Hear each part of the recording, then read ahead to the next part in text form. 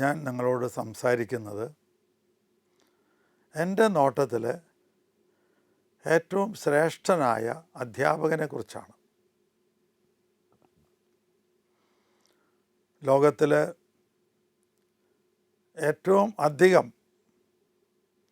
ആളുകൾ സ്വീകരിച്ചിട്ടുള്ള പ്രൊഫഷൻ ഏതാണെന്ന് ചോദിച്ചാൽ എനിക്ക് തോന്നുന്നത് അത് അധ്യാപകൻ്റേതായിരുന്നു. Teacher, that of a teacher. ഇത് മുക്കിലും മൂലയിലും സ്കൂളുകളുണ്ടല്ലോ, അവിടെയൊക്കെ അധ്യാപകരുണ്ടല്ലോ. അതുകൊണ്ട് അധ്യാപകരുടെ എണ്ണമായിരിക്കും പ്രൊഫഷണലായിട്ടുള്ള ജോലിക്കാരുടെ കൂട്ടത്തിൽ ഏറ്റവും കൂടുതൽ. ഏറ്റവും മഹത്തരമായ ജോലി കൂടിയാണ് അധ്യാപകൻ്റേത്. ഇത്രയും ശ്രേഷ്ഠമായ ഒരു ജോലി വേറെയില്ല. വേറെ ഏത് ജോലിയായാലും റിട്ടയർ ചെയ്താൽ ആ ആൾക്ക് ജോലിയിലായിരിക്കുമ്പോഴുള്ള ആ ഒരു മഹത്വം മറ്റുള്ളവർ കൽപ്പിക്കില്ല. എന്നാൽ അധ്യാപകൻ്റേത് അങ്ങനെയല്ല. അധ്യാപകൻ റിട്ടയർ ചെയ്താലും അദ്ദേഹം അധ്യാപകൻ തന്നെയാണ്. മാഷ് റിട്ടയർ ചെയ്താൽ മാഷെന്ന് തന്നെ വിളിക്കുക. ഒരു കളക്ടർ റിട്ടയർ ചെയ്താൽ കളക്ടർ എന്ന് വിളിക്കില്ല. ഒരു എസ് പി റിട്ടയർ ചെയ്താൽ എസ് പി എന്ന് വിളിക്കില്ല. MLA സ്ഥാനം ഒഴിഞ്ഞാൽ MLA എന്ന് വിളിക്കില്ല. മാഷ് റിട്ടയർ ചെയ്താൽ മാഷെന്ന് തന്നെ വിളിക്കുക. മറ്റത് മുൻ SP, മുൻ MLA, മുൻ കളക്ടറൊക്കെ ആവും. ഇത് മുൻ മാഷെന്നല്ല വിളിക്കുക, മാഷ് എന്ന് തന്നെ വിളിക്കുക. ഈ വ്യത്യാസം നിങ്ങൾ ശ്രദ്ധിച്ചിട്ടുണ്ടോ എനിക്ക് അറിഞ്ഞുകൂടാ. നിങ്ങൾക്ക് എവിടെ ചെന്നാലും നിങ്ങൾ പഠിപ്പിച്ച ഒരു വിദ്യാർത്ഥിനിയെ കാണാൻ കഴിയും. അതുമല്ലെങ്കിൽ ആ വിദ്യാർത്ഥിയുടെ അപ്പനെയോ അമ്മയോ ഒക്കെ പരിചയപ്പെടാം. അപ്പം എല്ലായിടത്തും അധ്യാപകന് ഏറ്റവും അധികം ബഹുമാനം കിട്ടാൻ സാധ്യതയുണ്ട്. പരിചയക്കാരുണ്ടാവും. ഒരു അധ്യാപകൻ തിരക്കുള്ള ബസ്സിൽ കയറി വരുമ്പോൾ നിങ്ങളൊരു വിദ്യാർത്ഥി എഴുന്നേറ്റ് കൊടുക്കും, അല്ലെങ്കിൽ വിദ്യാർത്ഥിയുടെ അപ്പനോ അമ്മയോ ഒക്കെ സീറ്റ് ഒഴിഞ്ഞു കൊടുക്കും. അവർക്കൊരു പ്രിഫറൻസ് എപ്പോഴും കിട്ടും. ആ പ്രൊഫഷൻ ഏറ്റവും നല്ല പ്രൊഫഷനിൽ ഒന്നായതുകൊണ്ടാണ്. ശ്രേഷ്ഠരായ അധ്യാപകരെ സൃഷ്ടിച്ചെടുക്കാൻ വേണ്ടിയാണ് അധ്യാപക അവാർഡുകളൊക്കെ കൊടുത്തുകൊണ്ടിരിക്കുന്നത്. ഏറ്റവും ശ്രേഷ്ഠനായ അധ്യാപകൻ ആരാണെന്ന് ഞാൻ ഇങ്ങനെ ശ്രദ്ധിക്കുകയുണ്ടായി. നമ്മുടെ പുരാണങ്ങളിലൊക്കെ ഒരുപാട് അധ്യാപകരുണ്ട്. ഭീഷ്മർ, ദ്രോണാചാര്യർ മുതലായവരൊക്കെ വലിയ അധ്യാപകരായിരുന്നു, അധ്യാപകർ ശ്രേഷ്ഠരായിരുന്നു. ഇവിടെ നമ്മുടെ ഇന്ത്യയിൽ ഡോക്ടർ രാധാകൃഷ്ണൻ, അദ്ദേഹം ഒരു അധ്യാപകനായിരുന്നു. പിന്നീട് ഇന്ത്യയുടെ പ്രസിഡൻ്റായി മാറി. അപ്പം അദ്ദേഹത്തിൻ്റെ ജന്മദിനം അധ്യാപക ദിനമായി ആചരിക്കുന്നു. ഓരോ വർഷവും ശ്രേഷ്ഠ അധ്യാപകർക്കുള്ള അവാർഡ് കൊടുക്കുന്നു. ഞാൻ ധാരാളമായി ഇതേക്കുറിച്ച് ചിന്തിക്കാറുണ്ട്. അങ്ങനെ എനിക്ക് ഒരു ഐഡിയ കിട്ടിയത് ഇങ്ങനെയാണ്. ലോകത്തിലെ ഏറ്റവും വലിയ അധ്യാപകൻ അത് യേശു ആണെന്നാണ്. ഏറ്റവും വലിയ അധ്യാപകൻ യേശുവാണ്. എന്തുകൊണ്ടാണ് അങ്ങനെ പറയുന്നത് എന്ന് യേശു വളരെ കൃത്യമായി പറഞ്ഞിട്ടുണ്ട്. ഞാൻ നിങ്ങളെ പഠിപ്പിക്കുന്നതെല്ലാം ഞാൻ എൻ്റെ പിതാവിൽ നിന്ന് കേട്ടതാണ്. സാധാരണ അധ്യാപകർ പഠിപ്പിക്കുന്നത് അവർ പഠിച്ചതായിരിക്കും, അവരുടെ അധ്യാപകരിൽ നിന്ന് കേട്ടതായിരിക്കും, അവരുടെ മാതാപിതാക്കളിൽ നിന്ന് കേട്ടതും അവർ പഠിപ്പിക്കുന്നുണ്ടാവും. യേശു ഇവിടെ പറയുന്നത്, ഞാൻ സ്വമേധയല്ല സംസാരിക്കുന്നത്, ഞാൻ എൻ്റെ പിതാവായ ദൈവം ത്തിൽ നിന്ന് കേട്ടതാണ് ഞാൻ നിങ്ങളെ പഠിപ്പിക്കുന്നത് എന്ന്. അപ്പോൾ അദ്ദേഹം പഠിപ്പിക്കുന്നത് തികച്ചും സത്യമായിരിക്കും.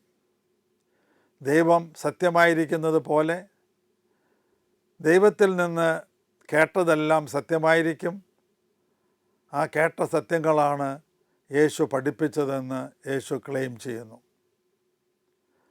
നമ്മൾ അധ്യാപകർ പഠിപ്പിക്കുന്നത് പലപ്പോഴും സത്യമാകണമെന്നില്ല. ഇന്ന് സത്യമാണ് എന്ന് തോന്നുന്ന ഒരു ശാസ്ത്ര രഹസ്യം നാളെ അതല്ല എന്ന് തെളിയിക്കപ്പെടുന്ന അവസ്ഥ നമ്മൾ ധാരാളമായി കണ്ടിട്ടുള്ളതാണ്.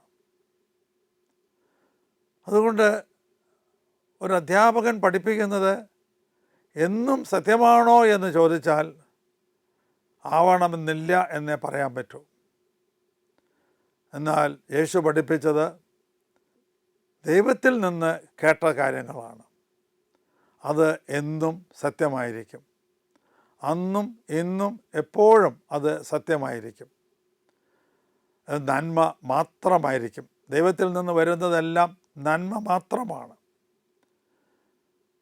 ഉൽപ്പത്തിയുടെ പുസ്തകത്തിൽ 6 പ്രാവശ്യം എഴുതിയിട്ടുണ്ട്. ഓരോ ദിവസത്തിൻ്റെയും അവസാനത്തിൽ ദൈവം പുറകോട്ട് തിരിഞ്ഞു നോക്കുകയാണ്. ഈ ദിവസം ഇന്ന് എങ്ങനെയിരുന്നു? അവിടുന്ന് പറയുന്നുണ്ട്, ഞാൻ സൃഷ്ടിച്ചതെല്ലാം നല്ലതെന്ന് കണ്ടു. അപ്പം നല്ലത് മാത്രമാണ് ദൈവം പഠിപ്പിക്കുകയുള്ളൂ. അതാണ് ഏറ്റവും ശ്രേഷ്ഠനായ അധ്യാപകൻ യേശു ആണ് എന്ന് പറയാൻ എന്നെ പ്രേരിപ്പിച്ച കാര്യം. ഇനി യേശു എങ്ങനെ പഠിപ്പിച്ചു, എന്ത് പഠിപ്പിച്ചു, ആരെ പഠിപ്പിച്ചു, ഇങ്ങനെയുള്ള ചില ചോദ്യങ്ങൾക്ക് ഉത്തരം കണ്ടെത്തണമെന്ന് ഞാൻ ആഗ്രഹിക്കുകയാണ്. യേശു എന്താണ് പഠിപ്പിച്ചത്?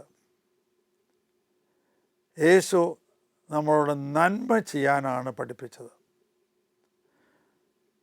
ശാസ്ത്ര സത്യങ്ങൾ, അന്ന് ശാസ്ത്രമൊന്നും അത്രയും ഒന്നും വികസിച്ചിട്ടില്ല. ശാസ്ത്ര സത്യങ്ങളല്ല അദ്ദേഹം പഠിപ്പിച്ചത്. പക്ഷെ അദ്ദേഹം പറഞ്ഞതിലൊക്കെ ഈ ശാസ്ത്ര സത്യങ്ങൾ ഒളിഞ്ഞിരിക്കുന്നുണ്ട്. അദ്ദേഹം പഠിപ്പിച്ചത് മുഴുവൻ നന്മയാണ്. അപ്പോൾ യേശു എന്ത് പഠിപ്പിച്ചു എന്ന് ചോദിച്ചാൽ ഞാൻ പറയും, യേശു നന്മ പഠിപ്പിച്ചു. യേശു സ്നേഹിക്കാൻ പഠിപ്പിച്ചു. ഏറ്റവും വലിയ നന്മ അതാണ്. യേശു പഠിപ്പിച്ചത് സ്നേഹിക്കാനാണ്. സ്നേഹത്തിൽ എല്ലാ ശാസ്ത്രവും അടങ്ങിയിരിക്കുന്നുണ്ട്.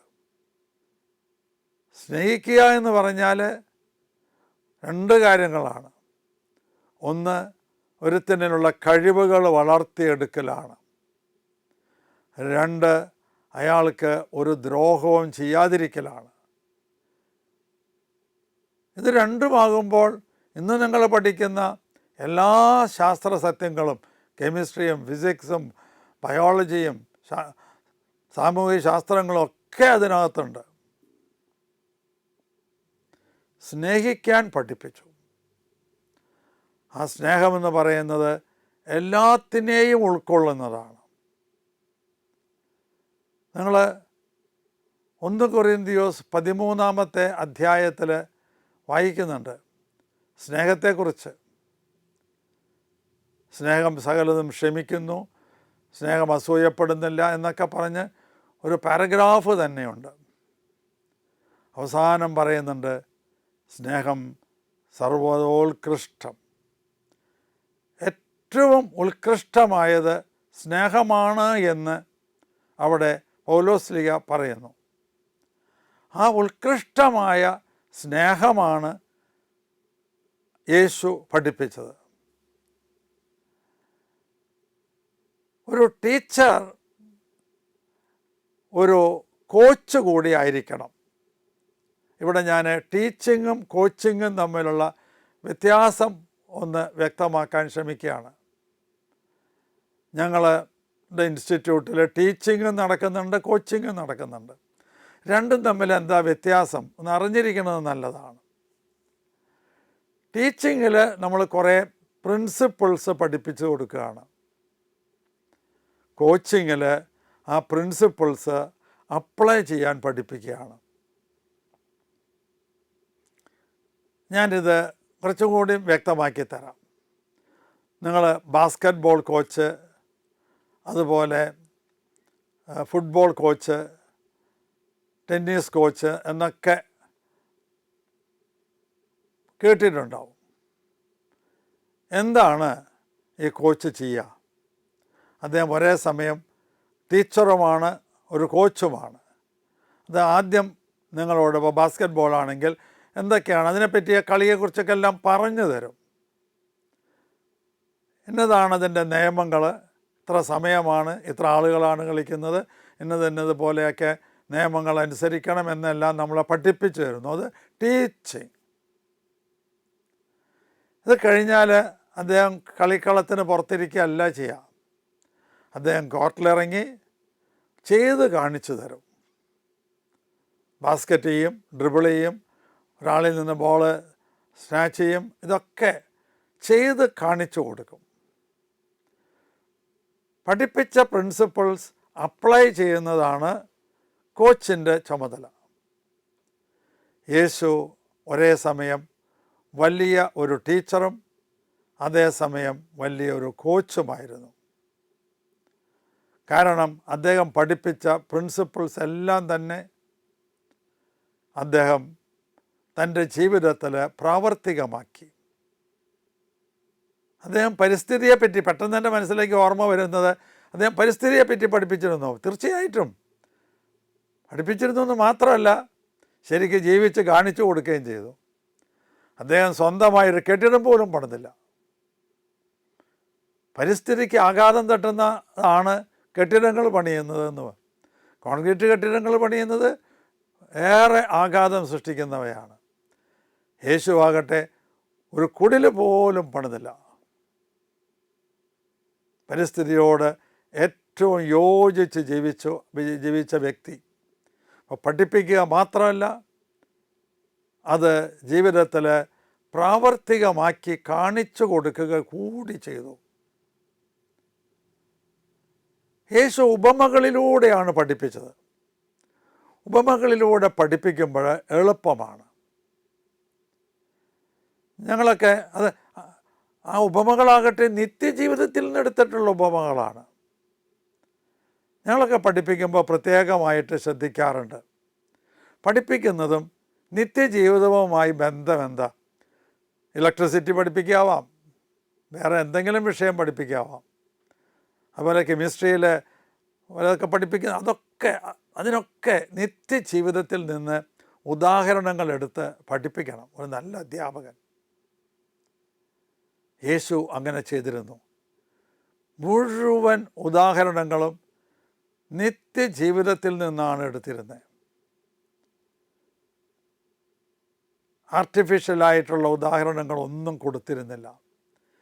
ചിലതൊക്കെ എത്രയോ നാച്ചുറലാണെന്നറിയാമോ?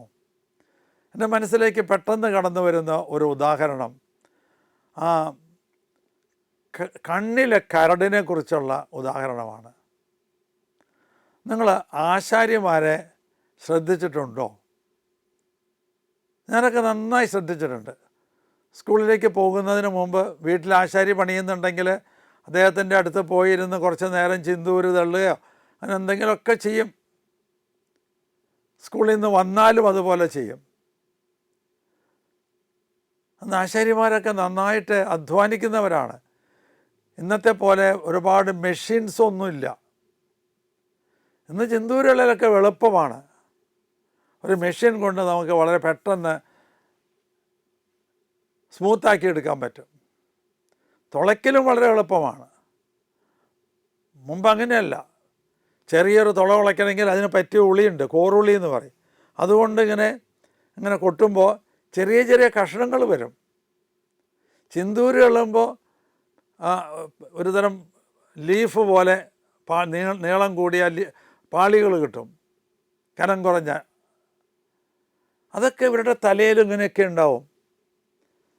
തലയിൽ 1-2 മരക്കഷ്ണങ്ങൾ, ചെറിയ കഷ്ണങ്ങൾ ഒക്കെ ഉണ്ടാവും. കണ്ണിൻ്റെ ഇമയിൽ അവിടെയും ചിലപ്പോൾ ഇങ്ങനെ തങ്ങി നിൽക്കും. ഇന്നത്തെ ആശാരിമാരെ നോക്കിയാൽ നിങ്ങൾക്കത് കാണാൻ പറ്റില്ല. പണ്ട് അറിയാം, എനിക്ക് നല്ല അനുഭവമുണ്ട്. കഠിനമായി അധ്വാനിക്കുന്ന ഒരു ആശാരിയുടെ ശരീരം മുഴുവൻ പൊടിയൊക്കെ ഉണ്ടാവും. കണ്ണിൻ്റെ ഇമേന്മേൽ ചെറിയ മരക്കഷ്ണങ്ങളുണ്ടാവും. ആ ഉദാഹരണം എടുത്തിട്ടാണ് യേശു പറഞ്ഞത്, നിൻ്റെ കണ്ണിലെ കരട് നീ കാണാതെ മറ്റുള്ളവൻ്റെ കണ്ണിലെ കരട് എങ്ങനെ കാണാൻ പറ്റും നിനക്ക് മാറ്റാതെ? എന്തൊരു വലിയ ഒബ്സർവേഷനാണ്. ഒരു നല്ല ടീച്ചർ നല്ല ഒബ്സർവർ കൂടി ആയിരിക്കണം. ഓരോ കുട്ടിയെയും കൃത്യമായി ഒബ്സർവ് ചെയ്യണം. യേശു അങ്ങനെയൊക്കെ ചെയ്തിട്ടുള്ളൊരു വ്യക്തിയാണ്. നീ മരത്തിൻ്റെ ചോട്ടിൽ ഇരിക്കുമ്പോൾ നിന്നെ ഞാൻ കണ്ടു. ഫിലിപ്പോസ് മരത്തിൻ്റെ ചോട്ടിലിരിക്കുന്നത് യേശു ശ്രദ്ധിച്ചു എന്നുള്ളതാണ്. ഒരു നല്ല ടീച്ചറുടെ ലക്ഷണമാണ് ഓരോരുത്തരെയും കാണുമ്പോൾ അവൻ്റെ പൊട്ടൻഷ്യാലിറ്റി കണ്ടെത്തുക. ഇവന് ഇന്ന കഴിവുണ്ട്, ഇതൊക്കെ മനസ്സിലാക്കാനായിട്ട് യേശുവിന് സാധിച്ചിരുന്നു.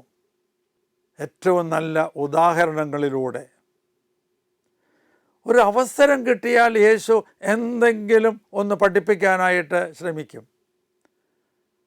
ഒരവസരം കിട്ടിയാൽ മതി, എന്തെങ്കിലും ഒരു അവസരം കിട്ടിയാൽ. ഒരു കല്യാണ വീട്ടിൽ വീഞ്ഞ് തീർന്നു പോയി. അത് ഒരവസരമായി അദ്ദേഹത്തിൻ്റെ മുൻപിൽ വന്നു. അദ്ദേഹം അത് ഉപയോഗപ്പെടുത്തി. എന്തിനാണെന്നറിയാമോ ഉപയോഗപ്പെടുത്തിയത്? 3 വർഷങ്ങൾക്ക് ശേഷം ഈ വീഞ്ഞിനെ തൻ്റെ രക്തമാക്കി മാറ്റുന്നതിൻ്റെ മുന്നോടിയായിട്ടുള്ള ഒരു സാമ്പിൾ വെടിക്കെട്ട് അവിടെ നടത്തുകയായിരുന്നു. വെള്ളത്തിനെ വീഞ്ഞാക്കി മാറ്റിക്കൊണ്ട് യേശു ചെയ്ത മഹാ അത്ഭുതം അത് ഈ വീഞ്ഞ് തൻ്റെ രക്തമാക്കി മാറ്റിയതാണ്. അതിൻ്റെ മുന്നോടിയായിട്ട് 3 വർഷങ്ങൾക്ക് മുമ്പ് ഒരവസരം കിട്ടിയപ്പോൾ ആദ്യത്തെ അത്ഭുതത്തിലൂടെ യേശു അതിൻ്റെ സാമ്പിൾ വെടിക്കെട്ട് പൊട്ടിച്ചു. എന്തായിരുന്നു? വെള്ളത്തിനെ വീഞ്ഞാക്കിക്കൊണ്ട്. അതുപോലെ അപ്പം തീർന്നു പോയപ്പോൾ അപ്പം വർദ്ധിപ്പിച്ചുകൊണ്ട് ഒരു സാമ്പിൾ വെടിക്കെട്ട് നടത്തി. ഭാവിയിൽ ഈ അപ്പം തൻ്റെ ശരീരമാക്കി മാറ്റുന്നതിൻ്റെ. ഇങ്ങനെ അവസരം കിട്ടുമ്പോഴൊക്കെ യേശു ഓരോന്ന് പഠിപ്പിക്കാനായിട്ട് ശ്രമിച്ചുകൊണ്ടിരുന്നു. യേശുവിനോടൊരിക്കൽ ഒരാൾ ചോദിച്ചു, അദ്ദേഹത്തെ കുടുക്കാനാണ്. അത് തിരിച്ചറിഞ്ഞു. ഓരോരുത്തരും ശ്രദ്ധിക്കേണ്ട ഒരു കാര്യമാണ്. പ്രത്യേകിച്ച് ലീഡേഴ്സായിട്ടുള്ളവർ. ഇപ്പോൾ അവരെന്ത് പറയുമ്പോഴും ഈ മൈക്കും കൊണ്ട് ചെല്ലുമല്ലോ മീഡിയക്കാർ.